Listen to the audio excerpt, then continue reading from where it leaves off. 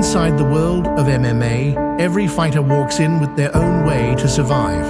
Some fight with patience and precision. Some stay calm, reading every movement, then strike at the perfect moment. And some fight with pure brutality. No hesitation. There are champions who prepare themselves to win, and there are the other ones who prepare themselves to dominate. I want to win in fashion. No mercy.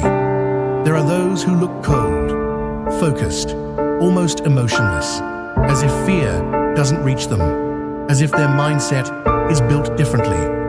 In this arena, a fighting style is more than strategy. It's an identity, a reflection of how a person faces pain, pressure, and danger. Every punch carries intention, every takedown has a purpose, and every second inside the octagon can change everything. Because in the end, this isn't just about who is stronger. It's about who is willing to step into chaos and still be standing when it's over.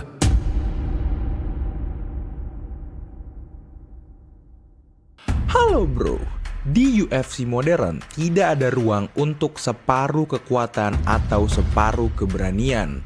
Semua orang kuat, semua orang terlatih, semua orang punya satu cara untuk mengakhiri pertarungan. Tapi di dunia ini, kertas tidak menjamin kemenangan. Yang menentukan bukan siapa yang paling hebat, tapi siapa yang tetap menjadi dirinya sendiri ketika segalanya runtuh. MMA sekarang menghukum keraguan, strategi akan hancur, jarak akan hilang, dan emosi akan bocor. Saat itulah gaya bertarung berhenti menjadi sekedar teknik. Ia menjadi cerminan identitas. Beberapa tampil untuk memikat, menghibur, dan membuat dunia menatap setiap gerakan mereka. Para penguasa panggung yang tahu bahwa sorakan bisa sama berharganya dengan KO. Beberapa hidup untuk bertahan dan menguras lawan sedikit demi sedikit. Mesin manusia yang menang bukan karena satu momen, tapi karena konsistensi dan stamina yang tak terhentikan. Beberapa memilih kekacauan sebagai senjata. Pertarungan brutal yang membuat kita terpukau pada kehancuran, timbal balik, dan kemauan untuk tetap berdiri saat tubuh sudah menjerit. Beberapa mengubah pertarungan menjadi matematika mematikan, pengendalian ruang dan waktu yang memenangkan pertarungan sebelum lawan sadar apa yang terjadi. Dan beberapa berdiri di atas semua itu. Mereka yang mengeksekusi dengan ketenangan yang menakutkan, membuat lawan menyerah bahkan sebelum rasa takut sempat muncul. 5 kategori, 5 bahasa untuk memahami manusia ketika tekanan menjadi absolut. Di UFC modern tidak ada separuh keberanian, tidak ada separuh diri. Hanya yang utuh, yang benar-benar menjadi dirinya sendiri yang akan bertahan.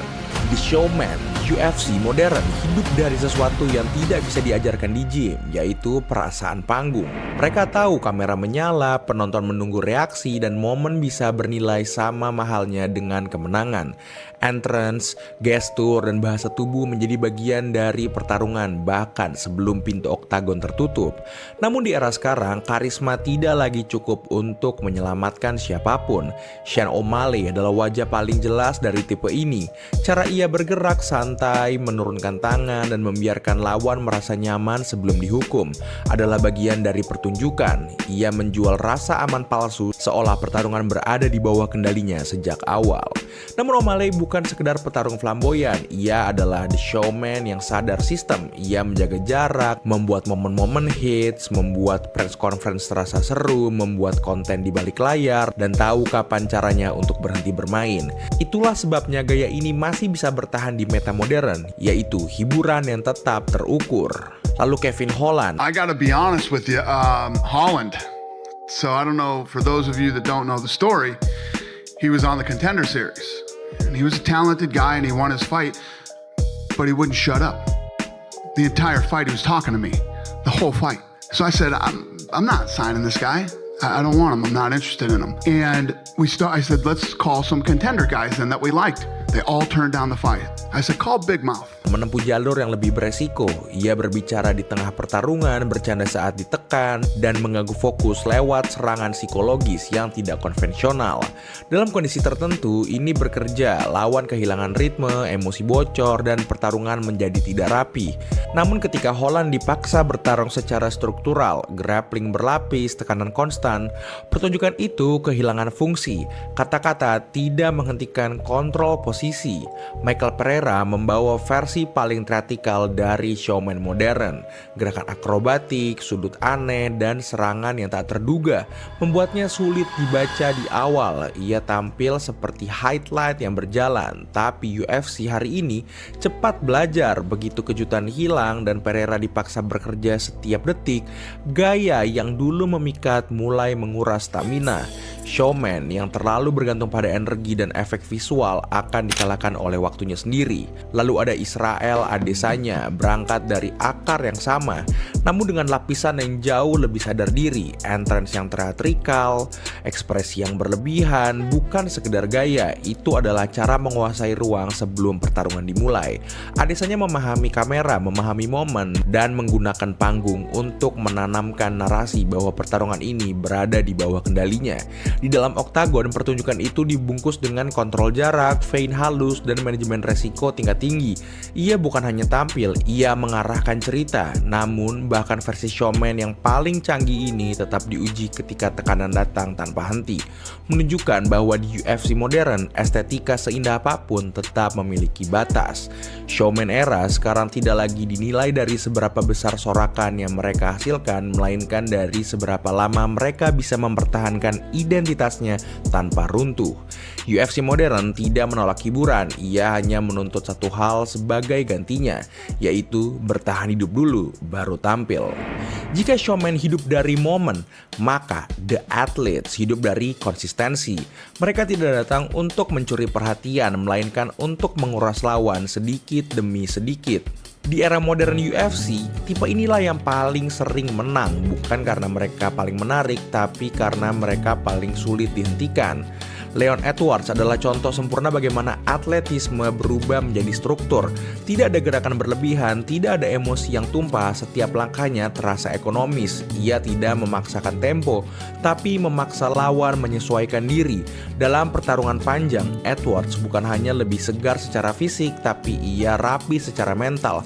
Atlet modern bukan sekedar kuat, ia tidak membuang energi untuk hal yang tidak perlu. Lalu ada Max Holloway mempresentasikan atlet dalam bentuk paling jujur, volume, daya tahan, dan keberlanjutan. Ia tidak mematikan lewat satu pukulan, tidak mengontrol lewat sistem dingin, tapi menenggelamkan mereka dalam arus serangan yang tidak pernah benar-benar berhenti. Pace-nya konstan, tekanannya sabar, dan ketahanannya mengubah pertarungan panjang menjadi hukuman. Holloway menang bukan karena momen terbaik, melainkan karena ia mampu mempertahankan kualitas yang sama lebih dari siapapun di hadapannya. Dalam konteks atlet modern, Max Holloway adalah bukti bahwa konsistensi ekstrim bisa sama mematikannya dengan kekuatan mentah. Lalu ada Cyril Gane menghadirkan wajah lain dari atlet modern. Dalam tubuh heavyweight yang biasanya identik dengan kekerasan mentah, Gane bergerak seperti sistem yang terlalu rapi untuk dipaksa kacau. Footworknya bersih, jaraknya terjaga, dan ritmenya membuat lawan terus mengejar tanpa benar-benar tiba. Ia tidak menghancurkan lawan secara frontal, melainkan menguras mereka lewat kegagalan berulang untuk menyentuh target. Gane membuktikan bahwa atlet modern tidak selalu harus brutal, cukup membuat lawan kehabisan solusi. Lalu ada Kamaru Usman pada puncaknya memperlihatkan sisi paling kejam dari tipe ini. Bukan grappling yang ia jual, melainkan stamina, tekanan, dan kekuatan yang tidak pernah surut. Lawan tidak dikalahkan secara teknis, mereka dipatahkan secara fisik. Inilah atlet dalam bentuk paling mentah, pertarungan sebagai tes daya tahan, bukan kreativitas. Lalu ada Merab Dvalishvili, adalah versi ekstrem dari atlet era modern. Ia tidak bertarung untuk terlihat rapi apalagi indah. Volume adalah senjatanya, tekanan tanpa henti, attempt takedown yang datang berulang-ulang, dan stamina yang menolak habis, memaksa lawan hidup di bawah beban konstan sejak menit pertama. Merab tidak menunggu kesalahan, ia menciptakan kelelahan sampai kesalahan menjadi tak terhindarkan. Dalam sistem UFC modern yang menghargai aktivitas dan kontrol, gaya merap adalah bukti bahwa atlet tidak harus disukai, cukup berfungsi. The Athletes di era sekarang membuktikan satu hal penting, yaitu ketika skill hampir setara, tubuh yang paling siap akan mengambil alih. Mereka mungkin tidak selalu viral, tidak selalu mempesona, tapi mereka memenangkan ronde, menjaga kontrol, dan memaksa UFC modern tunduk pada satu hukum sederhana, yaitu siapa yang bisa bertarung paling lama dengan kualitas yang sama, dialah yang bertahan. Jika The Athletes hidup dari sistem efisiensi dan kontrol yang disiplin, maka The Dogfight lahir ketika semua itu runtuh. The Dogfighter bukan tentang siapa yang paling rapi, paling cepat, atau paling efisien. Ia hidup dari keruntuhan struktur ketika teknik masih ada tapi tenggelam di bawah sesuatu yang lebih purba, yaitu kemauan untuk tetap berdiri ketika tubuh dan logika sudah meminta berhenti. Inilah jenis pertarungan yang dicintai penonton, bukan karena keindahannya, tapi karena brutalitasnya terasa jujur. Darah, kekalahan, dan resiko nyata menjadi bukti bahwa apa yang terjadi di oktagon tidak bisa disimulasikan. Justin Gaethje adalah definisi paling jujur dari The Dogfighter modern. Ia bertarung seolah setiap ronde adalah ronde terakhir. Tekanan maju, low kick yang menghancurkan fondasi, dan kesediaan menerima pukulan demi satu kesempatan balasan membuat pertarungannya selalu terasa liar.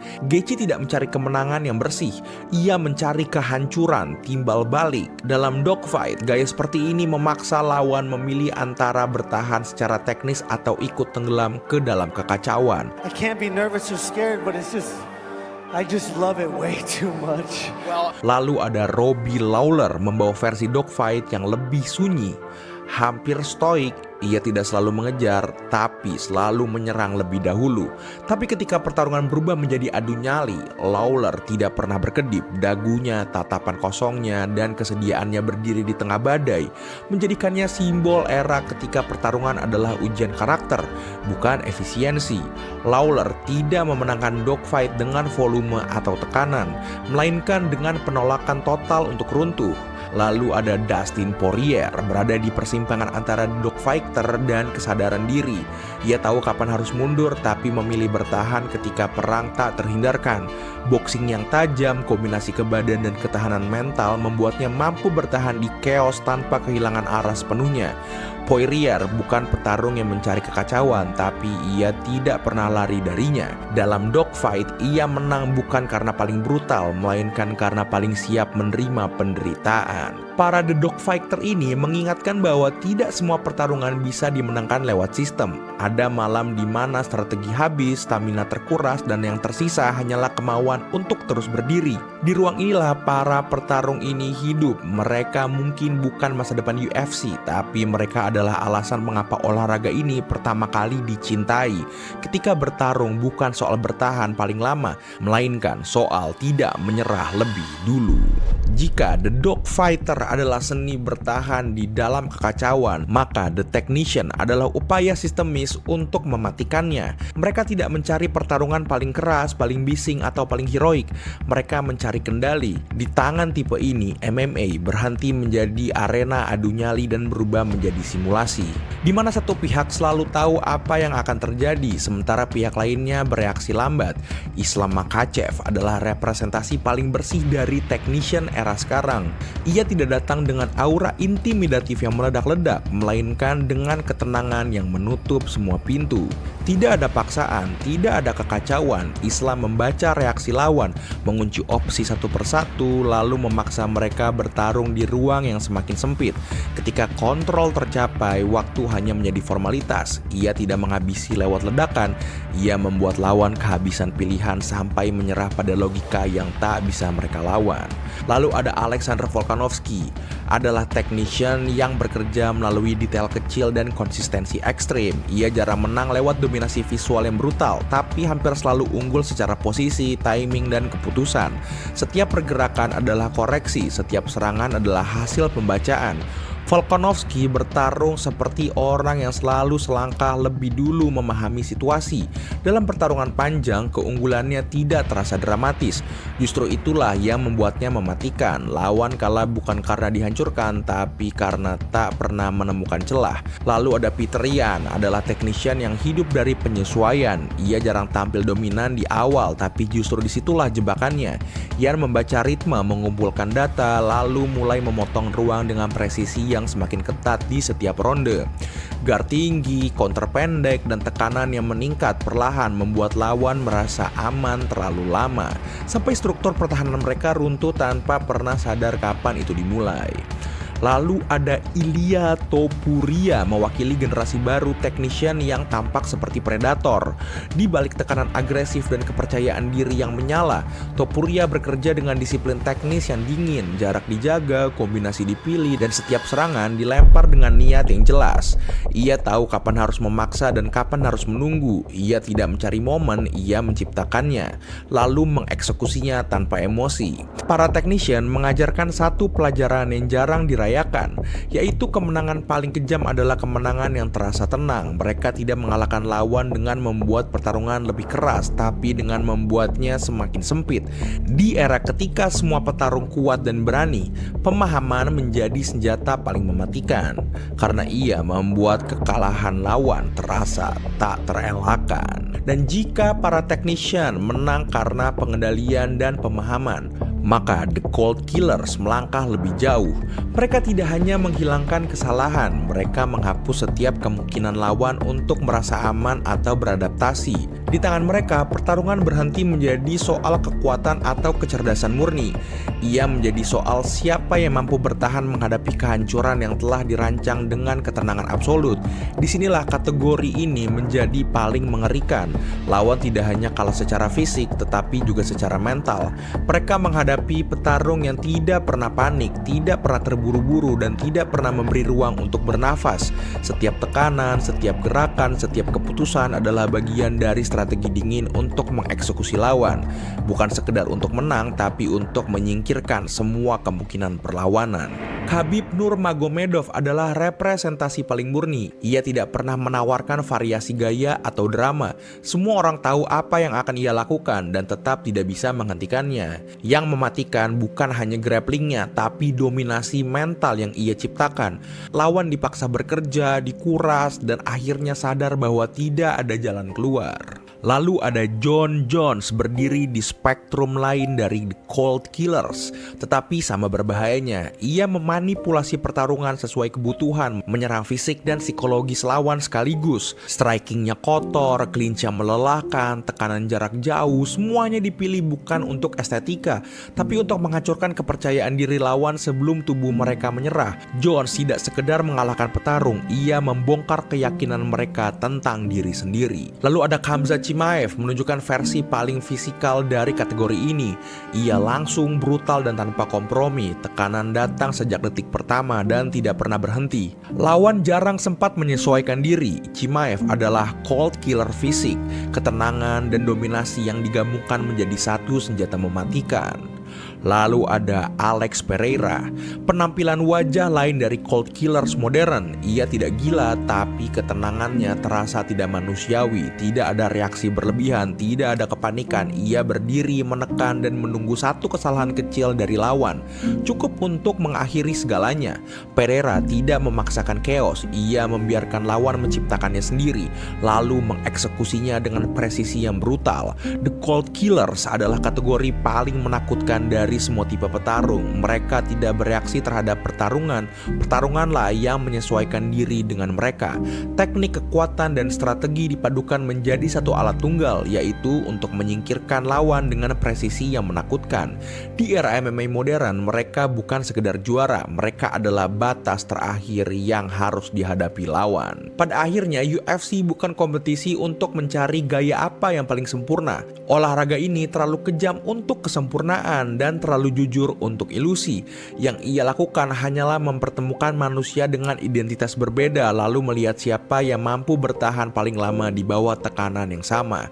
5 gaya ini hanyalah bahasa untuk memahami sesuatu yang lebih dalam. Showman, athletes, the dog fighter, the technician, dan the cold killers. Mereka bukan kategori kaku atau mereka sudah diplot-plotkan. Setiap petarung membawa cara berpikir, cara menghadapi rasa takut, dan cara memaknai kekerasan. Ketika mereka bertabrakan, yang diuji bukan hanya tubuh, tapi keyakinan tentang diri sendiri. Era sekarang membuat semuanya lebih telanjang. Tidak ada lagi ruang bersembunyi di balik hype atau satu keunggulan. Kamera menangkap segalanya, data membedah segalanya, tapi justru di tengah transparansi itu muncul satu kebenaran lama yang tak pernah berubah, yaitu pertarungan sejati selalu dimenangkan di kepala jauh sebelum tangan pertama dilepaskan. Legenda seperti Jon Jones atau Khabib Nurmagomedov tidak diingat hanya karena mereka menang. Mereka diingat karena mereka memaksa dunia MMA menyesuaikan diri dengan mereka, bukan sebaliknya. Mereka meninggalkan jejak, bukan sekedar rekor, dan generasi baru dengan semua atletisme dan sains di belakangnya masih mengejar hal yang sama. Karena di UFC yang bertahan bukan hanya yang paling kuat, bukan hanya yang paling cepat, bahkan bukan yang paling cerdas.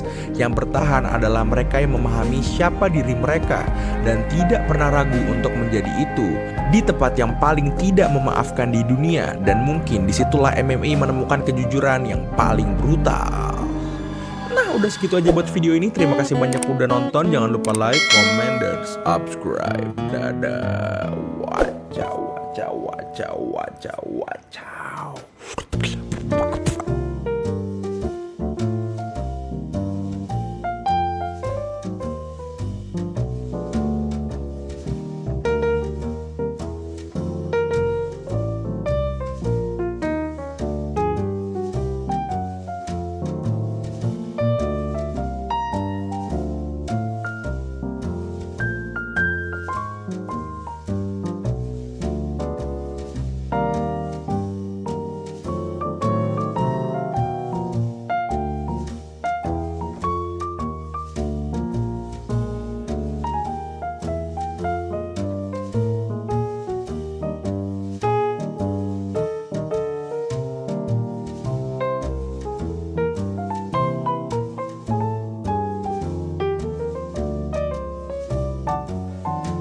Is there anybody in here?